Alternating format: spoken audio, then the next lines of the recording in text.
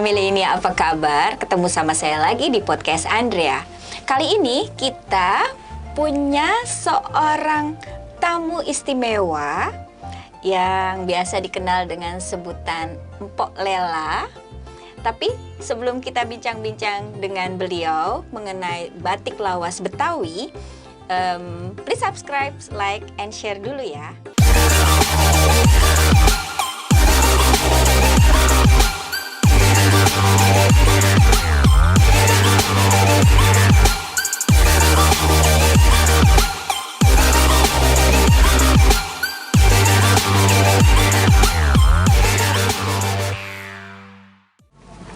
Oke, Sobat Mula Milenia, sekarang kita akan menemui ibu yang cantik ini. Tapi biasanya beliau ini lebih suka dipanggil dengan Mpok Lela. Apa kabar, Pok? Alhamdulillah sehat. Terima kasih ya udah datang nih ke studio sama-sama. Bermula di Citos. Pok, aku tuh mau tanya ya, kan Mpok udah cukup lama ya punya sanggar batik Tarogong. Cerita sedikit dong, Pok. Emangnya Mpok ini orang Betawi asli? Ya, sebetulnya belum terlalu lama juga sih. Hampir mau 1 dekade. Waduh, Termasuk itu udah tahun, lumayan ya. katanya. Nah, jadi memang saya dilahirkan dan dibesarkan di daerah Trogong di sekitar Cilandak Barat, Jakarta Selatan. Jadi saya memang, menurut yang saya tahu, orang tua saya memang asli dari situ. Udah terah Betawi bener gitu ya. Ya. Dan cerita sedikit dong, Pok, tentang masa kecil. Kan saya dengar Mpok ini adalah seorang pendidik ya, guru di salah satu sekolah menengah atas di Jakarta. Nah, gimana kok jadi berbeda banget nih? Maksudnya gimana awal ceritanya, atau ada passion apa yang Sobat Milenia mau tahu? Itu kok Pok Lela tuh jadinya mengarah dan membuka sanggar batik Betawi Tarogong. Ya. Jadi begini, daerah saya itu di Trogong itu, yang sekarang lebih terkenal orang kalau menyebut Trogong itu mestinya, oh yang deket Pondok Indah ya, gitu kan. Itu yang salah satu yang paling terkenal Trogong. Nah, saya memang dulu sebelum menjadi rumah mewah dan sebelum adanya hotel, apartemen itu, ya Trogong itu memang suatu kampung yang memang betul-betul kampung lah dulu. Walaupun itu bagian dari Jakarta, itu memang jatuhnya Trogong itu pinggiran Jakarta Selatan. I see. Jadi dulu di situ tanah, sawah, empang, orang tua saya itu di situ gitu. Jadi memang masa kecil saya tuh untuk zaman dulu itu ya mungkin nggak ada lagi generasi di bawah saya itu yang bisa merasakan enaknya hidup di Jakarta gitu. Maksudnya bisa main di sawah, bisa mandi di kali. Sekarang tuh nggak ada lagi gitu. Masih natural banget. Masih natural banget, yang kalinya itu bener-bener masih jernih gitu. Jadi saya mengalami zaman itu di tahun-tahun awal tahun 70-an gitu. Oh, itu masih ada. 70-an. 70-an itu Trogong itu masih desa lah, seperti halnya kampung-kampung lain di daerah lain gitu. Oh, I see. Jadi rumah saya itu adanya di istilahnya di daratnya, nanti di sebelahnya yang sekarang Pondok Indah dan Golf itu sawah dan empang orang tua saya gitu, dan orang-orang sekitar situlah semuanya punya di situ. Jadi semua perkampungan itu adalah dulunya perkampungan Betawi asli ya? Betawi asli, yang mana ya pendatangnya itu masih bisa dihitung dengan jari lah gitu ya. Nah, jadi mata pencarian orang-orang tua di situ itu ya petani gitu. Jadi petani ya, mereka sawah, mereka juga punya empang, mereka beternak ikan gitu ya. Walaupun mungkin ada sebagian seperti orang tua saya, selain bertani, orang tua saya juga guru mengaji gitu. Oh, ya, guru mengaji. Ya. Jadi kalau ibu-ibunya sebelum panen, habis nanam padi, nggak ada panen kan, belum, padi itu bisa 3 bulan kan. Iya betul, menunggu masa tunggu. Masa panen itu biasanya ibu-ibu itu membatik. Ya. Oh, I see. Ya. Jadi itu ya cikal bakalnya. Jadi waktu itu saya mungkin sekitar kelas 2, kelas 3 SD itu masih mengalami lah. Ibu-ibu sambil nunggu panen, mereka membatik gitu. Jadi membatiknya dulu tuh asik banget gitu, di bawah pohon, pakai kayu bakar di luar. Jadi outdoor ya? Iya, outdoor. Jadi memang betul-betul saya menikmati gitu. Jadi waktu masa kecil saya tuh saya senang banget gitu lihat orang membatik gitu. Setelah Jakarta semakin ramai, saya juga kebetulan semakin besar saya kuliah sempat kuliah di apa namanya di kependidikan ya, dulu namanya IKIP Jakarta gitu ya, sekarang namanya UNJ. Saya kuliah di situ mengambil jurusan bahasa Inggris. Nah, sekian dan Jakarta pun dan kampung saya itu memang berubah. Di tahun 75 itu udah nggak ada lagi sawah, udah nggak ada lagi empang, dan dulu pohon-pohon semua yang ada di daerah saya pun udah lama-lama habis. Oh gitu. Tunggu dulu nih, sebelum kita next ke arah Mpok mulai besar, aku tertarik dengan satu hal. Kan tadi dibilang komunitas lah ya, komunitas ibu-ibu Betawi ini ketika menunggu masa tunggu panen, mereka membatik. Yeah. Apakah pada saat itu sudah dikenal dengan batik Betawi atau itu masih merupakan batik umum gitu? Kalau misalnya belum ada batik Betawi kan, kalau saya pikir ya pada saat itu ya, itu sebenarnya yang dibatik oleh ibu-ibu itu apa ya motifnya gitu loh, dan dari mana gitu? Apakah mereka menggambar sendiri tentang kehidupan ataukah jadi motifnya itu terinspirasi dari apa ya? Nah, sayangnya memang kami nggak punya apa namanya dokumentasi atau arsip ya. Jadi ibu-ibu dulu itu membatik itu hanya sebagai pengisi waktu menunggu panen. Jadi mereka itu umumnya belum ada disebut nama batik Betawi. Oke, jadi mereka batik itu ya mereka misalkan menggambar itu kayak buketan gitu, atau mereka menggambar apa namanya fauna. Iya, buketan itu apa? Buketan itu bunga-bunga. Oh, bunga-bunga. Oke. Jadi mereka menggambar buketan, dan mereka itu yang membuat saya takjub itu mereka membuatnya itu tanpa pola. Oh, nggak kayak sekarang kan? Sekarang gitu. Kan kita sampai kalau belajar membatik malahan udah pola terus ada meja khusus gitu. Zaman dulu nggak ya? Yang saya ingat yang saya lihat gitu ya, memang tuh orang tuh kalau mau menggambar, jadi gimana misalkan caranya? mereka misalnya mau ngambil buketan, ya udah mungkin diambil dari sini terus dia bikin, dan saya tuh mereka bisa sama gitu loh. Oh, jadi maksudnya Mpok ini mencantingnya. Jadi begitu itu mencantingnya itu tidak pakai pola. Digambar, nggak ada apa, mereka jadi memang langsung gambar sendiri gitu. Iya. Dan itu yang buat saya luar biasa ya. Iya, benar. Mereka misalkan mau gambar fauna, misalkan mau gambar capung. Itulah atau kupu-kupu gitu ya. Atau kupu-kupu itu udah langsung mereka buat begitu aja gitu. Jadi memang lebih apa ya? Lebih handmade, lebih kental. Mereka memang justru saya pikir apa ya, kreasi mereka tuh luar biasa gitu. Betul. Jadi yang saya ingat saya tuh seperti itu gitu. Wah, itu menarik sekali ya. Nah, sekarang kalau misalnya tadi kan bagaimana mereka menggambar dan menaruh tanpa pola ya. Nah, sekarang balik lagi ke pengrajin itu kan mereka membatik. Udah banyak. Apakah mereka kemudian itu sudah diperjualbelikan atau gimana sih waktu itu sistemnya itu? Apakah mereka itu semuanya jadi bikin kayak kampung batik sekarang misalnya ada di daerah-daerah lain? Kayak beberapa daerah kan punya yang namanya kampung batik, terus mereka ada toko, terus mereka jualan gitu kan? Apakah itu udah ada pada zaman itu atau mereka mengambil dari katakanlah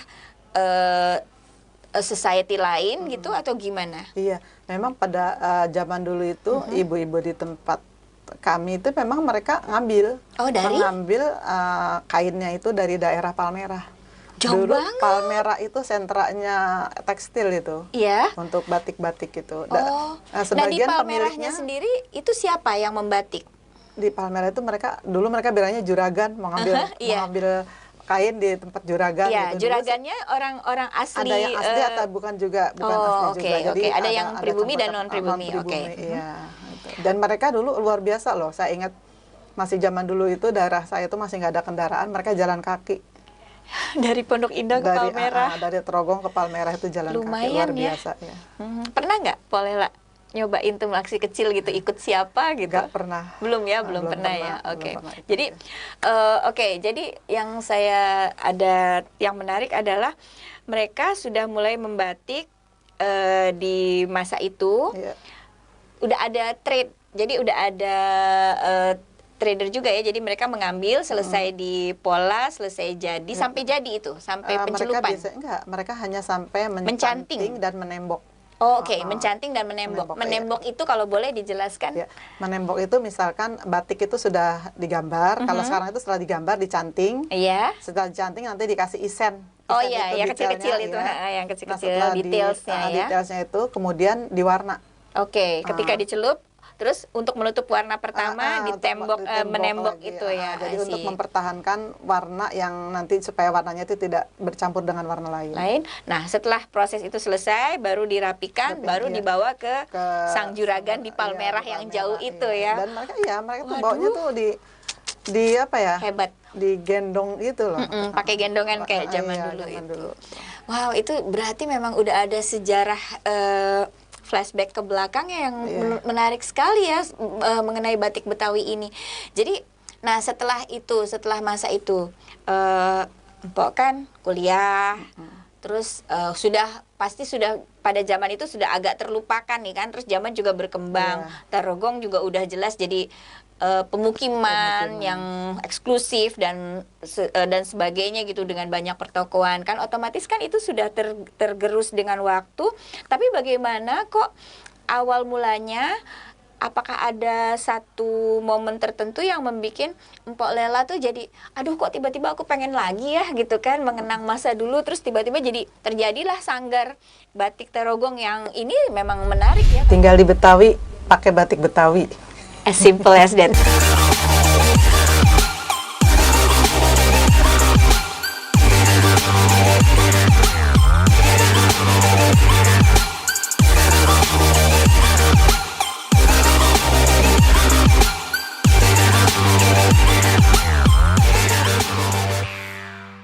Awal mulanya itu gimana sih, Pok? Jadi awal mulanya memang setelah di awal tahun 2010 gitulah, saya menyelesaikan S2 saya. Itu selesai itu saya melihat kalau saya pergi ke mall gitu kan, lihat batik gitu, kok ini ada batik dari sini, batik dari sini, batik dari sini. Maksudnya dari sini itu dari daerah A, daerah B, dari Cirebon, dari mana gitu ya. Papua, masa sih ada batik Papua gitu kan, menurut kita tuh aneh gitu. Iya, batik Kalimantan gitu batik ya. Kalimantan. Terus akhirnya saya, keponakan saya bilangin, kita belajar batik yuk gitu. Ya saya bilang, oh iya kita belajar batik. Kenapa? Dulu di sini banyak orang membatik. Terus sekarang nggak ada, kita yang orang Betawi ini makin ke pinggir aja gitu. Kita pengen nunjukin juga dong kalau kita Betawi juga punya batik gitu. Memang sebagian orang ada bilang mana ada Betawi punya batik. Bahkan ada salah satu budayawan Betawi bilang nggak ada tuh Betawi punya batik gitu. Saya pikir ya mereka karena mereka mungkin nggak mengalami dan nggak mengalami juga gitu. Jadi memang batik itu nggak di seluruh wilayah ada gitu. Lebih banyak tuh di selatan memang yang terbanyak. Jadi akhirnya udah kita belajar aja. Nah kebetulan alhamdulillah gayung bersambut ketika kami mau belajar, baru mau mulai belajar, tiba-tiba mendapat tawaran dari Pemprov DKI pada saat itu gubernurnya Pak Fauzi Bowo. Wow, hebat memang sekali, luar biasa ya itu. Dan itu menjadi penting sekali. Jadi itu titik kilas baliknya kenapa pada awalnya ya.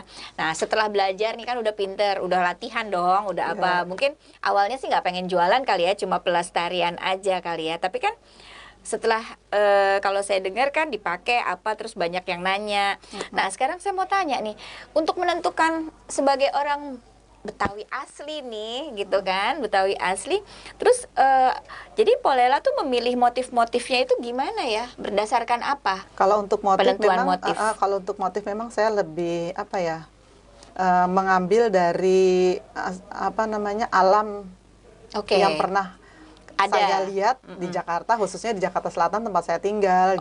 Zaman dulu nih ceritanya apa misalnya? Misalkan kayak motif, misalkan dari flora, saya di tempat saya itu dulu tempat kecil saya itu ada namanya pohon uribang. Sebetulnya namanya nama bahasa Indonesianya kembang sepatu. Tapi orang Betawi menyebutnya uribang. Akhirnya saya jadikanlah itu motif uribang. Orang tanya ini motifnya apa sih kok uribang? Kan namanya kayaknya aneh lah. Itu di situ saya pengen menunjukkan kepada jadi ini ada unsur edukasi juga ya dari motif-motif tersebut orang lain ini loh.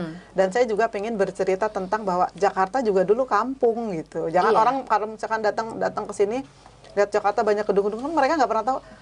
Teman-teman saya sendiri bilang emang pernah mandi di kali gitu.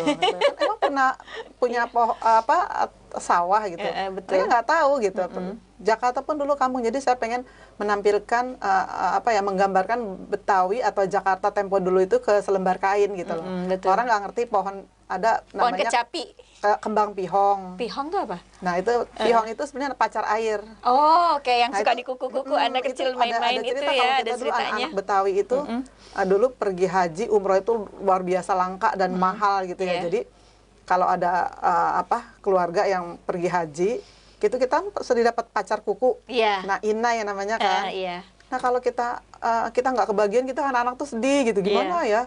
Akhirnya kita cari pohon itu, namanya kita bilangin pohon pihong. Nah, tuh daunnya kita tumbuk.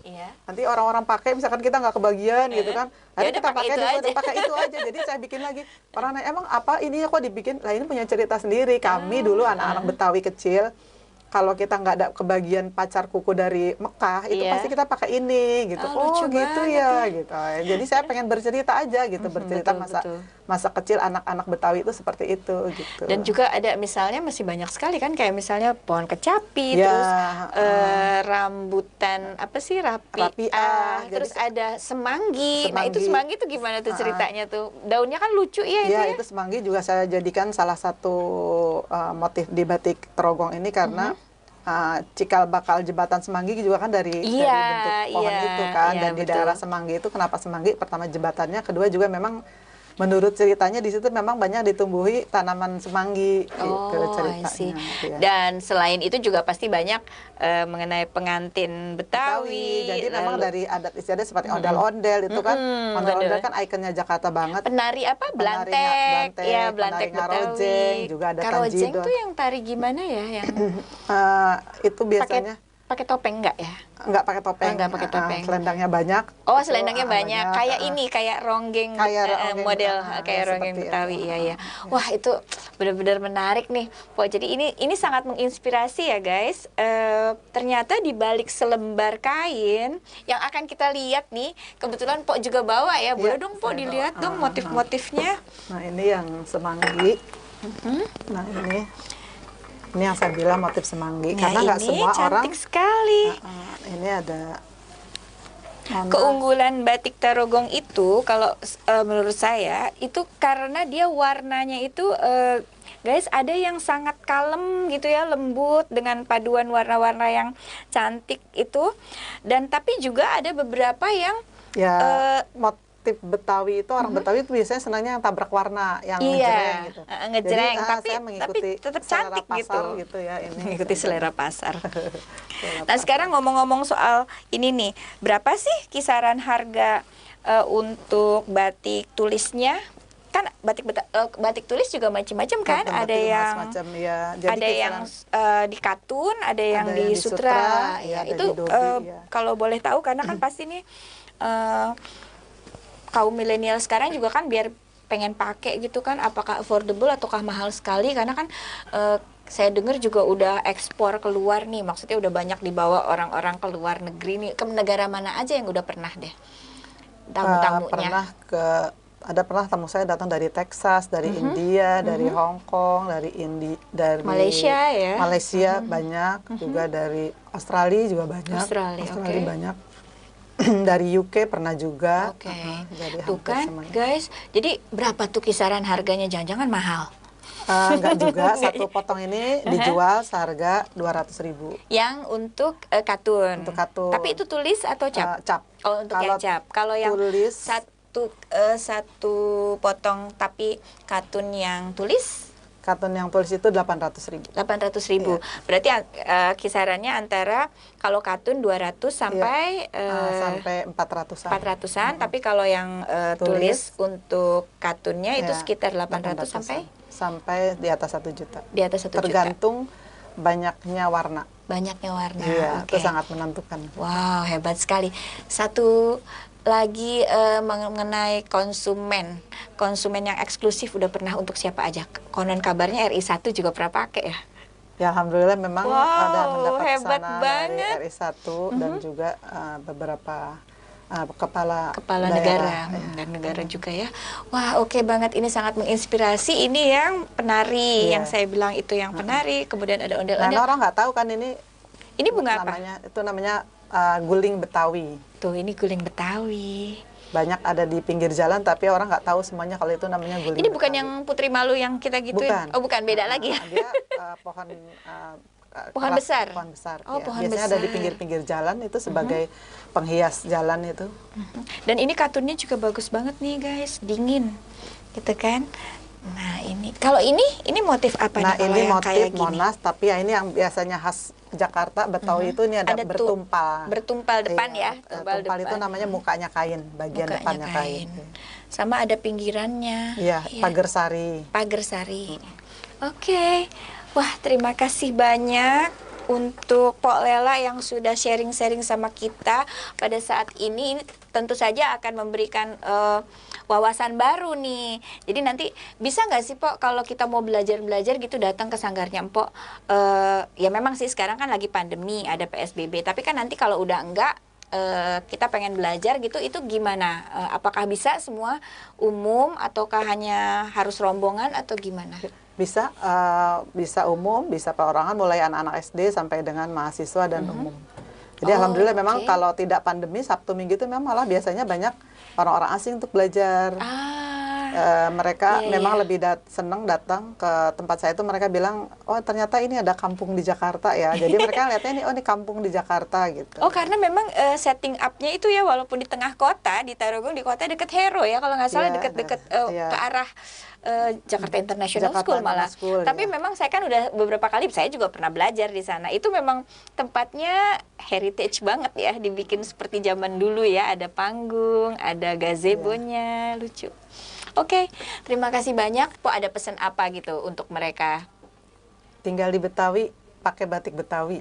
As simple as that. Tinggal di Betawi, pakai batik Betawi. Oke, sahabat Mula Milenia, terima kasih banyak. Sampai ketemu lagi di konten berikut. Terima kasih banyak juga Po Lela. Sampai ketemu lagi di pokok bahasan yang lain. Bye. Jangan lupa dipakai lagi maskernya.